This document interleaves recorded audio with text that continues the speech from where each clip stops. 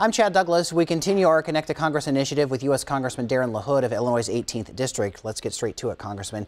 Tell me what your constituents need to know about the tax reform bill, how it will affect them, and if you think it will pass. Well, I'm excited about the tax bill and what it's going to bring to middle-class folks and lower middle-class folks, bringing relief. If you think about it, people in central and west central Illinois have been overtaxed. We've had our state income taxes raised, we've had our local municipal taxes raised at our county level. We bring tax relief. These are for folks that have been working hard, playing by the rules, raising their families. And if you're a family of four living in Quincy, Illinois, making $60,000, under our tax bill, you're going to get a tax break from $1,200 to $1,800 a year.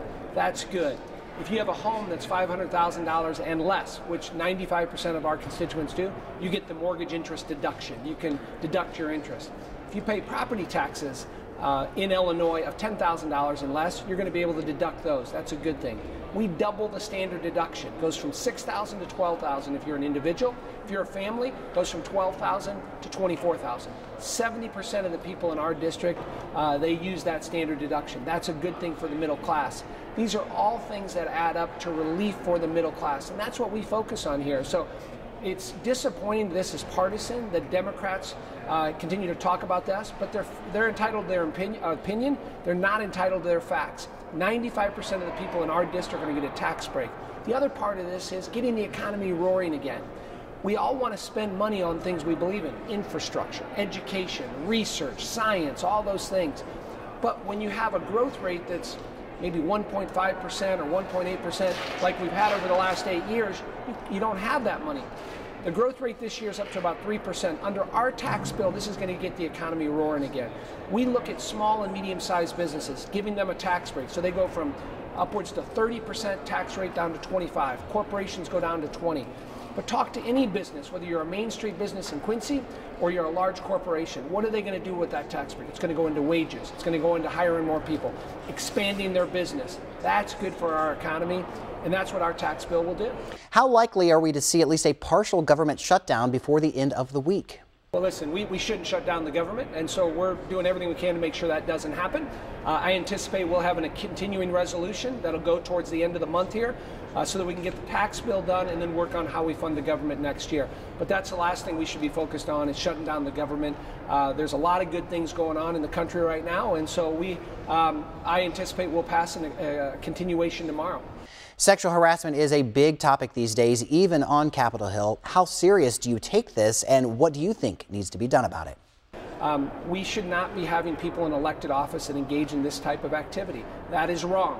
Our own office last week went through the full training for sexual harassment, our entire office. I encourage every member of Congress to do that. And we should have full transparency. If there is a slush fund that's set up here where taxpayer money is being spent, that needs to be in the open. The best sunlight is the best disinfectant when it comes to this, and so this needs to be opened up. I've supported a number of pieces of legislation that would do that, and we have to make sure that we are sending the right message that this type of behavior will not be tolerated by Republicans or Democrats or independents. And what is your stance on North Korea? Well, I think if Kim Jong-un, the dictator in North Korea, continues to engage in the activity that he is, firing off ICBMs, moving those closer and closer towards territories in the South Pacific that we have a close alliance with, or Hawaii or the West Coast, there are going to be direct consequences. And I have a lot of faith in General Mattis as the Secretary of Defense, General Kelly, the Chief of Staff, and General McMaster. These are smart, bright men that have served in theater of war, and I think the training exercises that we're engaged in this week are going to show the North Koreans, if you continue to go down this path, there are going to be direct consequences that involve the military, and it's not going to end well for North Korea or Kim Jong-un. Think about it. Dictators in this world, whether you're Saddam Hussein, whether you're Hugo Chavez, whether you're Muammar Gaddafi, it does not end well for you. And so I think that I hope we have continued diplomatic negotiations, getting the Chinese to do more. I think the president's done a pretty good job in terms of trying to get them engaged. But we need to be prepared. If he takes action that is detrimental to the United States, there will be direct consequences. Thank you, Congressman LaHood. As always, we appreciate your time.